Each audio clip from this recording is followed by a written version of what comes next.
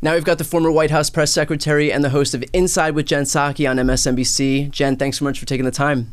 I always love talking to you, Brian Tyler Cohen. It's great to be here. Thanks for having me. Thank you. So, okay, we are obviously in a tough spot right now with the Democratic Party pretty clearly split regarding what to do as we move forward with Biden.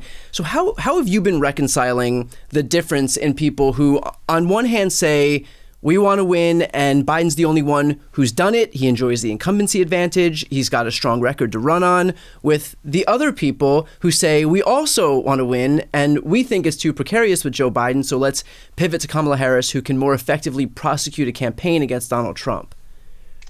Well, they're not necessarily, they're different points of view, but it's important to remember that all of the people with all of the views recognize the existential threat of Donald Trump. Right. And I think that's a great point. Like, everyone is coming from a place of good faith, and totally. I feel like it's good to position that up front. It's important to remember that. And, people are looking at their districts, they're hearing from their constituents, they're basing it on their own political instinct. Not everybody is possibly right in these scenarios, right?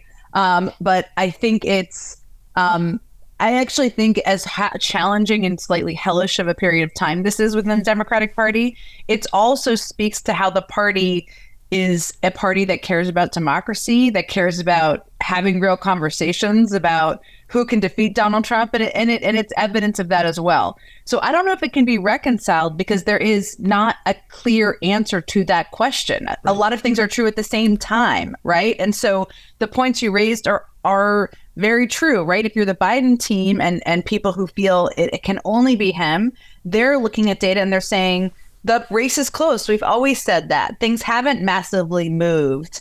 We are still doing what we need to do every day. The president just had a good press conference where he talked comprehensively about a range of foreign policy issues. All those things are true.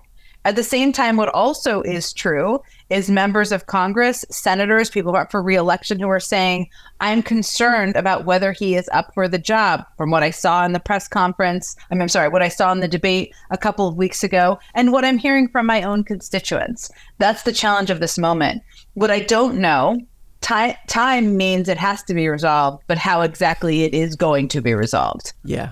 Well, what is happening at the White House right now? Like, you were in the inner circle while you were there. What are the conversations that are taking place behind the scenes? Yes, I was. I have not worked there in over 2 years, right? So I can just speak broadly, which is, I know what you're asking me, but to speak broadly about the kinds of conversations happening in this moment. There are a number of very close valued aides that the president has long listened to. People like Mike Donnellan and Steve Ricchetti, Ted Kaufman, who actually took his spot in the Senate when the president became the vice president. These are all advisors who reportedly have been talking to him and who seem to very much want him to continue with the race. There have also been reports of other people, others in the White House who don't want him to continue. Now, it's important to read the fine print in moments like this because that reporting says it is not the inner circle and not people who have talked to President Biden. There are thousands of people who work on the White House complex, so hard to know who those people are. But the conversations, I think, largely, if you're in the White House or in the campaign, you're focused on your day-to-day. Your job and your agenda is to keep moving forward and keep supporting the president, who has said publicly, and I'm certain privately, he wants to continue to be the nominee. Does that mean no one has doubts? Certainly not. Some of them do, right? And it's a very frustrating moment. It's a hard moment, but that's what you're focused on day to day. Internally, they're looking at data. They're looking at fundraising numbers. They're reportedly calling delegates, which totally makes sense. And they're acquiring their own information about the path forward. Ultimately, is it solely Joe Biden's decision as to what happens? I know people like to say that they are going to force him out, but I'm not so sure that there are these smoke-filled back rooms where these decisions are made by the they anymore. Well, right, and it doesn't even work that way. I mean, the president has campaigns across the country. Millions of people have voted for him. The delegates from the states that have already voted are bound to him in the first round at the convention. So it's not just a talking point from a lot of people. It is technically true, right? That it is his choice. there certainly could be pressure campaigns privately, which we may know some of the details, we may never know the details. And certainly there could be publicly. And a number of members have called on him to step back from this moment. But technically, it is his choice. Could I be annoying and ask for your prediction as to what you think is going to happen as we head toward November? It's not annoying at all. I mean, what is challenging, hard, maybe interesting in this moment is that no one knows what's going to happen. And if they tell you they know what's going to happen, they're lying to you, right? It is. So what I can tell you is what the likely paths are, right? One path is, and if you're the White House, again, as I've said, they have very valid arguments to make, but it's a game of time for them. And with every day and week that passes, the more likely it is he holds on to the nomination. Right. So to them, you just got to get past day by day and week by week. And they've been, he did the press conference. He's going to do an interview with Lester Holt. You just continue to schedule things so that there's more that people are looking to. And the Republican convention is obviously a whole other focus point where Democrats will unite around their hatred of Trump, right? So that is, if you're in the campaign, is an opportunity, an advantage. The other path is there is data that suggests he doesn't have a path to win. There's data that suggests the House can't be won and the Senate will be lost if he stays on the ticket. Money could dry up. Delegates could leave. If there are factors like that make a path to victory difficult, the president can make a decision to step back. In that scenario, in all likelihood, the vice president would be the choice for a range of reasons, including he selected her for not exactly this reason, but as he said at the press conference, because he thought she could do the job. Yeah. Also, she can the money can be transferred to her. She's a very effective. I think she's an undervalued communicator, but she also would be an African-American woman, of course, at the top of the ticket, which it's not Shirley Chisholm. It's not unprecedented, but it is also still a historic moment and a huge base of the party, an important base of the party is African-American women. So it's hard for me to imagine, as much as I think there's amazing 2028 potential candidates, a lot of them governors, who will run, it not being her. I tend to agree, but in terms of which avenue we go, it feels like it's difficult to figure out which data would point to which one, because there's so much data available that would suggest that, on one hand, Joe Biden is running 10 points behind in Pennsylvania, and then we see other polls, for example, that are coming out that show him actually leading in the aftermath of the debate. So when this decision or whatever it is ultimately made, I guess the difficult part for me is to figure out which path it's going to be based on just scattershot polling that, depending on which way you want to look, you can always confirm your priors. Well, that's true to a degree, but the president's been behind in Wisconsin by about 5 points. That's a state they've said they have to win. Nevada, he's way behind in. It doesn't mean this is insurmountable. It just means these are things that are actually data points that have been pretty consistent. The challenge, I think, here, which is so hard for the campaign in the White House, because you're trying to meet a bar that you don't know what the bar is. Right. No one's defining what the bar is. Yeah. And his performance at the debate, which even he has said was bad, and it was bad, it was not a one-off in the sense that it affirmed something people had concern about, which you saw this in polls, right? Which is concern about his age and whether he was up to the job. It's hard to unring that bell, and that's a real challenge for the campaign and the White House, even when he can speak comprehensively about China and a range of issues in a press conference, as he did, earlier this week. So, I think there is, polling, and the other challenge of this moment, as you know, is that the country is so divided that it's never going to be like there's a 20-point gap between the presidential candidates. It's always going to be narrow in all likelihood. And so it will always be a narrow gap. It's more about if the people who are very politically sophisticated, and he is very politically sophisticated himself, kind of see that there is not a path to victory. Well, there are going to be people who are watching or listening to this right now and saying, just by virtue of us having this conversation, it's weakening our position because we should be focusing on Donald Trump. And for those people, by the way, my next question is about Donald Trump, so we're going to pivot to that. But What are your thoughts on that whole, aspect of this? Because that is what's worrying a lot of people, is that just being in a situation where we are airing these grievances out loud is just ultimately hurting someone who's very likely to be the nominee in the end. Listen, I get that. I understand people's anger, people's frustration. I've had a lot of it directed at me. I've been called a traitor, treacherous, a liar, all the sorts of things. That's okay. I think that what is important to recognize right now is that this is about Trump. Joe Biden is not running against Mitt Romney, right? Who you may have disagreements with and a different point of view on a range of issues on. He's not a person who would want to end democracy and you'd be concerned having the nuclear codes, right? And Trump poses a much far more existential threat. Nobody projected this conversation without a prompting event. And the prompting event was the debate. Do I wish Joe Biden had done better? Absolutely. So does he. So does, I'm sure, anyone out there. And I love him. I think he's been an amazing president. He's an amazing human being. But not acknowledging that there are valid concerns from the public and from people who are running for office and for a lot of people fighting for important issues, I think is also a disservice. So, meanwhile, Donald Trump now is desperately running away from his own agenda, and that's Project 2025. Do you think his attempts to distance himself are going to work here? I mean, you have been doing such a good job of this, but it is hilarious and insane that he is pretending he doesn't know anything about Project 2025. Also, I'm loving the Heritage Foundation president who's like, it's basically making Trumpism happen in a second term. So I'm sure Trump is like ripping up a piece of paper or throwing a dart at that guy's face on a wall.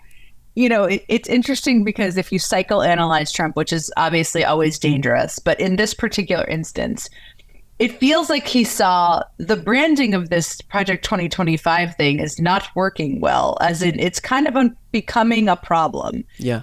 True. Fact check, that's true, right? But at the same time, for the most part, and there are some exceptions, but for the most part, this nearly 900-page plan is his blueprint and aligned with his plan. I mean, as you've talked about, but things like mass deportations and overall, I mean, there's a lot in there. It's almost 900 pages. But overall, this theory of governing, which is about giving more power to the executive branch in a way that they overpower the other branches, which if that doesn't sound scary, it should, because we're talking about somebody wanting that power who wants to go after his political enemies, right? And use the military and other resources of the presidency to do that. So that's what it's a blueprint for. And it is very much, and as I think people know by now, but his former aides, who will probably be his future aides, have worked on this plan. Russ Vought, who's been on basically every short list for chief of staff, is the person who wrote the executive branch section. His press secretary is in their videos. It's like on the banners of the Republican National Convention. Yeah. I mean, it is his plan. Yeah. Are you saying you're not buying into the this talking point that he has no idea who's behind it, even though 200 members of his administration are behind it? Well, I think it was a good sign, and I love Taylor Swift. I consider myself a Swiftie, but that there were more Google searches for Project 2025 than Taylor Swift, right, last week, which I think tells you that I don't know that that's MAGA people like, I want more details on this. Maybe some of them, but I think it's mostly people who are like, this seems scary. I need to learn more about it. Yeah. Well, what to that point then, what do you think is the most striking part of Project 2025? What do you see as the most chilling? Well, again, I think you could go through section by section and have concerns and be alarmed. But I think it's the overarching view of governing. The overarching view of governing is empowering the president of the United States as a dictator and a king. And that's important because our Constitution and the way our government is set up was never meant to make the president all powerful. There are checks and balances in our system, a judiciary that's supposed to hold everyone to account, right? Congress that has a separate branch of approvals for legislation and funding. It's set up that way for a reason. And what this plan tries to do is to weaken and mute out the powers of anyone but the presidency. Yeah. Pivoting here, congratulations on your New York Times best-selling book that is thank you. Sharp turn there. Yeah, sharp turn here. Yeah, I guess not too natural of a segue to go from Project 2025 to your book, but because I could have done that with a little bit more massaging. No, it's good. It's great. Well, something that did strike me was that this is a book about communication broadly, and it inadvertently is coinciding with a moment in which the principal issue plaguing the president right now is an inability to communicate as effectively as he would like to. Yeah. So he's, clearly got the legislation chops. He's clearly got the foreign policy chops. That's all there, but the communication in and of itself is lacking. And meanwhile, we've got Trump, who is completely incompetent when it comes to legislation and foreign policy and all of those other buckets, but he can communicate with his audience effectively. So do you think that the calculus, as far as being a president, has completely changed in this political environment in terms of what Americans see as important for a leader? God, that's a good question. Let me start by saying this. Trump is an effective communicator in an evil and dark way, in part because he's entirely consistent. He doesn't speak in acronyms. He doesn't throw data in your face. And he speaks with in emotional ways. Now, I think the way he speaks in emotional ways is dark, dangerous, and fear-inducing, which is the purpose. But those are some ways that effective communication is done. You know who else can effectively communicate like that, but in a way that's for the light? Joe Biden. Yeah. And what we saw at the debate, it's interesting because before the debate, when I was on MSNBC, I said, I hope the thing he doesn't do is study data and feel like he needs to list numbers and data. And he does that because I think he's got I went to a state school too, but a chip on his shoulder that he's got he's smart, right? He is smart. He's the president of the United States, right? Yeah. He doesn't need to list out data. You couldn't bring notes in. He didn't have it in front of him. He tried to list it out. He lost his train of thought. He had to correct himself. It wasn't the only issue at the debate, but I just use it as an example because that is not his superpower. His superpower is empathy. His superpower is speaking with passion about the issues he cares about. I mean, at the press conference, you saw this moment, which came out of almost nowhere, but about gun violence. And that did show how he cares deeply about that particular issue, right? Those are the superpower moments of Joe Biden, not data, not even, he's actually historically has been a good debater. He's a good kind of puncher of verbally, typically in those forums. But that's not his superpower. It's empathy, it's connecting, and it's speaking in English that people from Scranton and other towns like Scranton understand and relate to. Yeah. Can you tell a story of meeting Barack Obama? I think that's my favorite. Oh my God.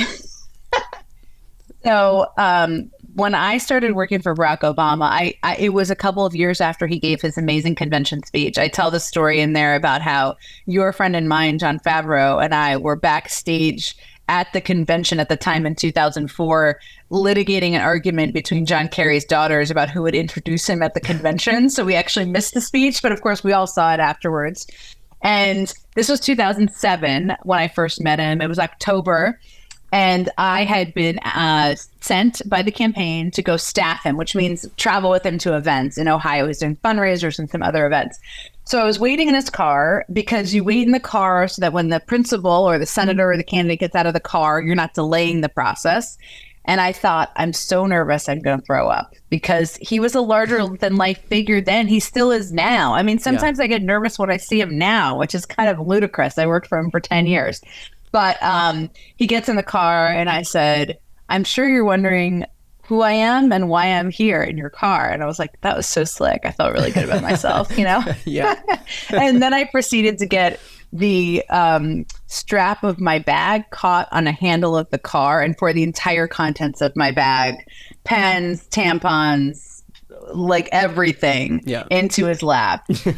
He is quite cerebral, as they often say. So he didn't freak out. He didn't jump. He just sort of calmly picked everything up and looked at me like, did that seriously just happen? I obviously recovered. I worked for him for 10 more years, but it was quite a first meeting. Yeah.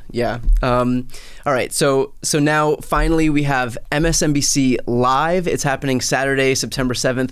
What is it and why was it important for TV people to be doing a live event? One, I think live events are so important and amazing because you have an opportunity to actually engage with people who are watching the shows, people who have questions, people who are engaged in the fight for democracy, just like you are, right? Just like we all are on our shows or podcasts or YouTube shows or whatever it may be.